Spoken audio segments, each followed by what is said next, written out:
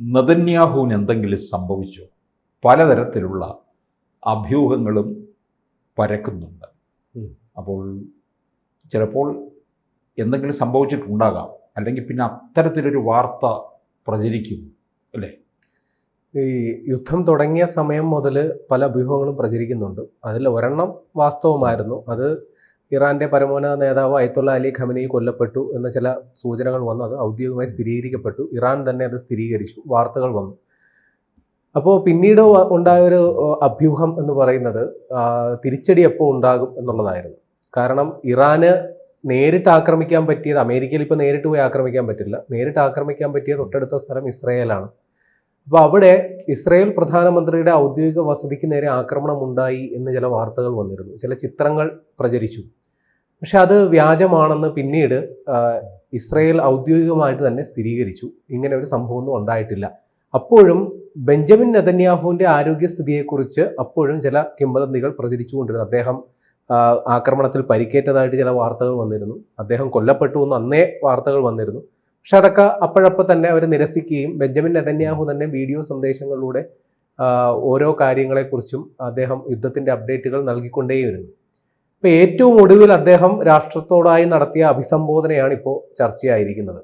അപ്പോൾ ആ അഭിസംബോധനയിൽ അദ്ദേഹം സാധാരണഗതിയിൽ പറയേണ്ടുന്ന കാര്യങ്ങൾ തന്നെയാണ് പറഞ്ഞു വെച്ചിരിക്കുന്നത്. ഇറാൻ ജനതയെ മൊത്തത്തിൽ അഭിസംബോധന ചെയ്തിട്ട് പറയുന്നു, ഇസ്രയേൽ ഭരണകൂടം അല്ലെങ്കിൽ ഇസ്രയേൽ നിങ്ങളോടൊപ്പമാണ്, ഒരു ഭരണമാറ്റം അല്ലെങ്കിൽ ഒരു മൊത്തത്തിലുള്ളൊരു മാറ്റത്തിൻ്റെ പാതയിലാണ് നിങ്ങൾ നിൽക്കുന്നത്, ആ അവസരം നിങ്ങൾ പ്രയോജനപ്പെടുത്തണം.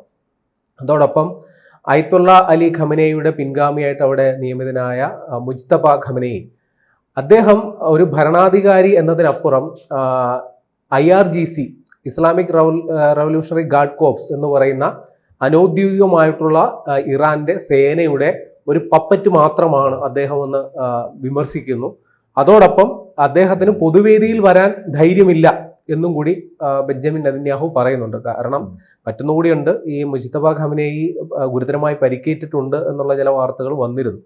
അപ്പോൾ അങ്ങനെയും അദ്ദേഹത്തിന് പൊതുവേദിയിൽ വരാൻ പറ്റില്ല. അതോടൊപ്പം ഒരു കാര്യം കൂടി പറയുന്നുണ്ട്, ഇറാൻ ഇനി ഒരു കാരണവശാലും ആണവായുധ പദ്ധതികളുമായിട്ട് മുന്നോട്ട് പോകാൻ സാധിക്കില്ല. കാരണം ഇറാന്റെ അത്യുന്നതരായിട്ടുള്ള ആണവ ശാസ്ത്രജ്ഞരെ എല്ലാം തന്നെ വധിച്ചു കഴിഞ്ഞു എന്നും കൂടി നെതന്യാഹു പറയുന്നുണ്ട് ഈ വീഡിയോ സന്ദേശത്തിൽ. പക്ഷെ ആ വീഡിയോ സന്ദേശം അതിപ്പോൾ ആളുകൾ ഏറ്റെടുത്തിട്ട് അത് സ്ക്രീൻ ബൈ സ്ക്രീൻ അത് അനലൈസ് ചെയ്തുകൊണ്ടിരിക്കുകയാണ്. ഇപ്പോൾ ഒറ്റ നോട്ടത്തിൽ ഇതൊരു AI ജനറേറ്റഡ് വീഡിയോയാണെന്ന് ഒറ്റ നോട്ടത്തിൽ കാണുന്നവർക്ക് മനസ്സിലാകും. കാരണം ഈ ബെഞ്ചമിൻ നെതന്യാഹുവിൻ്റെ കൈകളുടെ ചലനം അസ്വാഭാവികമാണ്. അദ്ദേഹത്തിൻ്റെ ചിരി, പല്ല് ആ വീഡിയോയിൽ കാണുന്നതും അതിൽ ചില അസ്വാഭാവികതകളുണ്ട്. പിന്നെ ഈ ഏറ്റവും ആധുനികമായ AI സാങ്കേതിക വിദ്യയിൽ പോലും ഈ തുടർച്ചയായി ചലിക്കുന്ന ഒരവസ്ഥയിലുള്ള അത്തരം സംഗതികൾ അത്ര സൂക്ഷ്മമായിട്ട് ചിത്രീകരിക്കാൻ പാടില്ല. ഇപ്പോൾ ഉദാഹരണത്തിന് പറഞ്ഞാൽ ഒരാൾ പ്രസംഗിച്ചുകൊണ്ടിരിക്കുന്ന ഒരു വീഡിയോ ആണെന്ന് കരുതുക, സ്വാഭാവികമായിട്ടും അംഗചലനങ്ങൾ ഉണ്ടാകും, കൈകൾ എടുത്ത് ഇങ്ങനെ. അപ്പൊ അങ്ങനെ വരുമ്പോൾ ഈ ഏറ്റവും സൂക്ഷ്മമായി നമ്മുടെ വിരലുകളുടെ ചലനങ്ങളാണ് ഈ AIയിൽ ഏറ്റവും ആദ്യം പൊളിയുന്നത്. അപ്പൊ ഈ വന്ന വീഡിയോയിൽ ബെഞ്ചമിൻ നെതന്യാഹുവിന് 5 വിരലുകൾക്ക് പകരം 6 വിരലുകളുണ്ട് എന്ന തരത്തിൽ സ്ക്രീൻഷോട്ടുകൾ സഹിതം പ്രചരിച്ചു. അപ്പൊ എന്തുകൊണ്ട് സാധാരണ രീതിയിൽ യുദ്ധമുന്നണിയിൽ നിൽക്കുമ്പോൾ ഈ രാജ്യതലവന്മാർ ഇത്തരം സാങ്കേതിക വിദ്യകൾ ഉപയോഗിച്ച് രാജ്യത്തോട് അഭിസംബോധന നടത്താറുണ്ട്. പക്ഷെ ബെഞ്ചമിൻ നെതന്യാഹുവിനെ പോലെ യുദ്ധങ്ങൾ കണ്ടു പരിചയിച്ച ഒരാൾ ഇത് ചെയ്യേണ്ട ആവശ്യമുണ്ടോ എന്നൊരു ചോദ്യം ഉണ്ടായി. കാരണം ഇദ്ദേഹം യുദ്ധം തുടങ്ങിയ സമയത്ത് തന്നെ വേണമെങ്കിൽ ഇദ്ദേഹത്തിന് സുരക്ഷിതമായ സ്ഥലങ്ങളിലേക്ക് മാറാമായിരുന്നു. പക്ഷെ അങ്ങനെ ചെയ്തിട്ടില്ല എന്നാണ് ഇപ്പോഴും ഇസ്രായേൽ അവകാശപ്പെട്ടുകൊണ്ടിരിക്കുന്നത്. അപ്പോൾ ഈ വീഡിയോ ദൃശ്യത്തോടൊപ്പം തന്നെ ഒരു ഫോട്ടോയും പ്രചരിക്കാൻ തുടങ്ങി. അതിൽ ഗുരുതരമായി പരിക്കേറ്റിട്ടുള്ള ബെഞ്ചമിൻ നെതന്യാഹുവിനെയാണ് കാണിക്കുന്നത്. അപ്പോൾ അതും ആ ചിത്രവും വ്യാജമാണ് എന്ന് AI ടൂളുകൾ ഉപയോഗിച്ച് തന്നെ നടത്തിയ പരിശോധനയിൽ തെളിഞ്ഞിട്ടുണ്ട്. പക്ഷേ അപ്പോഴും ബെഞ്ചമിൻ നെതന്യാഹുവിൻ്റെ ആരോഗ്യസ്ഥിതിയെക്കുറിച്ച് വസ്തുനിഷ്ഠമായ യാതൊരു വിവരവും ഇസ്രയേൽ ഇതുവരെ പുറത്തുവിട്ടിട്ടില്ല. അദ്ദേഹം ജീവനോടെ ഉണ്ടോ ഇല്ലയോ എന്നത് സംബന്ധിച്ചുള്ള യാതൊരു ഔദ്യോഗികമായിട്ടുള്ള സ്ഥിരീകരണം അല്ലെങ്കിൽ അത്തരം കാര്യങ്ങൾ വസ്തുനിഷ്ഠമായി തെളിയിക്കുന്ന യാതൊന്നും തന്നെ ഇസ്രയേൽ പുറത്തുവിട്ടിട്ടില്ല. അതിനോടൊപ്പം ചേർത്ത് വായിക്കേണ്ട മറ്റൊരു സംഗതി കൂടിയുണ്ട്. ഇസ്രയേലിൻ്റെ പ്രധാനമന്ത്രിയുടെ ഔദ്യോഗിക വിമാനമുണ്ട്. ഇപ്പോൾ അമേരിക്കൻ പ്രസിഡന്റ് ട്രംപ് സഞ്ചരിക്കുന്ന എയർഫോഴ്സ് 1 അല്ലെങ്കിൽ ഇന്ത്യൻ പ്രധാനമന്ത്രി സഞ്ചരിക്കുന്ന ഭാരത് എന്ന നാമകരണം ചെയ്തിട്ടുള്ള വിമാനം, ഇത് സമാനമായിട്ട് ഇസ്രയേലിലും ഒരു വിമാനമുണ്ട്. അതിൻ്റെ പേര് വിങ്സ് ഓഫ് സയോൺ എന്ന് പറയുന്ന ഒരു വിമാനമാണ്. സാധാരണഗതിയിൽ ഒന്നെങ്കിൽ ഇസ്രയേലിന്റെ പ്രധാനമന്ത്രിയോ അല്ലെങ്കിൽ പ്രസിഡന്റോ ആണ് അതിൽ സഞ്ചരിക്കുക, അവരുടെ കുടുംബാംഗങ്ങളും ഉണ്ടാകും. ഈ യുദ്ധം തുടങ്ങിയതിന് ശേഷം ഈ വിമാനം ജർമ്മനിയിൽ പ്രത്യക്ഷപ്പെട്ടിട്ടുണ്ട്. അപ്പോൾ ഈ വിമാനത്തിൽ നെതന്യാഹു ഉണ്ടോ ഇല്ലയോ എന്നുള്ളത് സംബന്ധിച്ച് ഇപ്പോഴും ഒരു വ്യക്തതയില്ല. അദ്ദേഹം ആ വിമാനത്തിൽ ഇല്ല. ഈ വിമാനം ആക്രമിക്കപ്പെടാനുള്ള സാധ്യത മുന്നിൽ കണ്ട് അതിനെ സുരക്ഷിതമാക്കാൻ വേണ്ടി അത് ജർമ്മനിയിലേക്ക് മാറ്റിയതാണ് എന്നാണ് ഇസ്രയേൽ സേന അല്ലെങ്കിൽ ഇസ്രയേൽ പ്രതിരോധ മന്ത്രാലയം ഇപ്പോൾ പറയുന്നത്.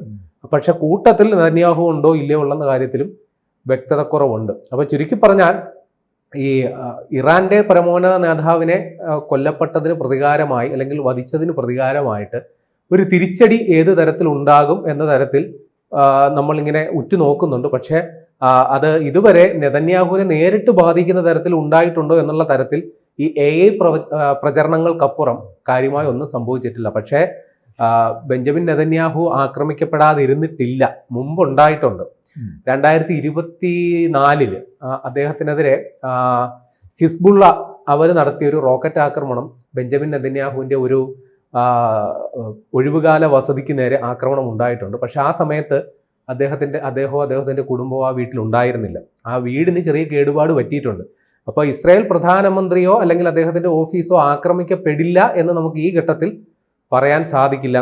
മുൻകാല അനുഭവങ്ങളുള്ള സ്ഥിതിക്ക് സാധ്യത തള്ളിക്കളയാനാകില്ല. പക്ഷേ ഇതിനോടകം വന്ന ഇത്തരത്തിലുള്ള അഭ്യൂഹങ്ങളായാലും ശരി, വാർത്തകളായാലും ശരി, നെതന്യാഹു ആക്രമിക്കപ്പെട്ടിട്ടുണ്ടോ, അദ്ദേഹം ജീവനോടെ ഉണ്ടോ, അദ്ദേഹത്തിന് പരിക്ക് പറ്റിയോ എന്ന കാര്യത്തിൽ ഇപ്പോഴും നമുക്ക് ഒരു വ്യക്തത കുറവുണ്ട് എന്നുള്ളത് തന്നെയാണ് വാസ്തവം. പക്ഷേ ഇതിനകത്ത് നെതന്യാഹുവിന് എന്തെങ്കിലും സംഭവിച്ചു കഴിഞ്ഞാൽ പക്ഷേ കാര്യങ്ങൾ ഒന്നുകൂടെ അങ്ങ് മാറുമെന്നുള്ളത് ഉറപ്പാണ്.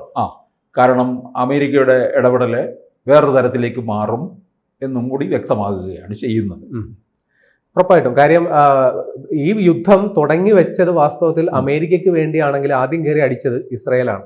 കാര്യം കഴിഞ്ഞ ജൂണിൽ തുടങ്ങിയതാണ്. ഇസ്രയേലിനെ സംബന്ധിച്ച് ഈ അവരുടെ നിലനിൽപ്പിന്റെ പ്രശ്നം എന്ന രീതിയിലാണ്. കാര്യം മിഡിൽ ഈസ്റ്റിലെ ഏറ്റവും ചെറിയ ഒരു രാജ്യം തങ്ങളുടെ ശത്രു രാജ്യങ്ങൾ ആണവ ശക്തി കൈവരിച്ചു കഴിഞ്ഞാൽ തങ്ങളുടെ സുരക്ഷാ ഭീഷണി ഉണ്ട്.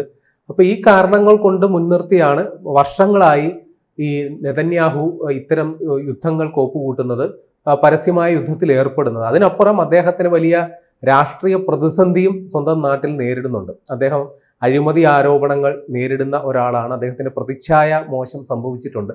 അപ്പൊ ഇതിൽ നിന്നൊക്കെ ഒരു റിക്കവറി എന്ന നിലയിലാണ് അദ്ദേഹം ഈ യുദ്ധത്തെ തന്നെ എടുത്തണിയുന്നത് എന്നാണ് നമ്മൾ മനസ്സിലാക്കി വെക്കേണ്ടത്. എന്നിരുന്നാലും ഒരു ഒരു ഏറ്റുമുട്ടലോ അല്ലെങ്കിൽ ഇത്തരത്തിലൊരു ആക്രമണത്തിൽ നെതന്യാഹുവിനൊന്നും സംഭവിക്കില്ല എന്നൊന്നും നമുക്ക് ഈ ഘട്ടത്തിൽ അങ്ങ് ഉറപ്പിച്ചു പറയാനൊന്നും സാധിക്കില്ല. കാരണം ഇസ്രയേൽ ആക്രമിക്കപ്പെട്ട ടെൽ അവീവിന്റെ യഥാർത്ഥ ചിത്രങ്ങൾ നമ്മുടെ മുമ്പിൽ വന്നിട്ടുണ്ട്. ടെൽ അവീവിലെ പല അമ്പരചുംബികളായ കെട്ടിടങ്ങൾ ഇപ്പോൾ പഴയ അവസ്ഥയിലല്ല ഉള്ളത്. നിരന്തരമായ ആക്രമണങ്ങൾ പറ്റിയിട്ടുണ്ട്. പക്ഷേ ഇറാന് ഉള്ളൊരു കുഴപ്പം, ഇസ്രയേലിനും അമേരിക്കയ്ക്കും അവർക്ക് ഏറ്റവും ആധുനികമായ സാങ്കേതിക വിദ്യകളും ഉപഗ്രഹങ്ങളും അടക്കമുള്ള സംവിധാനങ്ങളും അത് വെച്ചാണ് അവരെ ഈ ആക്രമണങ്ങളൊക്കെ കൃത്യമായ ടാർഗറ്റുകളിൽ അത് എത്തിക്കുന്നത്. പക്ഷേ ഇറാനെ സംബന്ധിച്ച് അങ്ങനെയില്ല.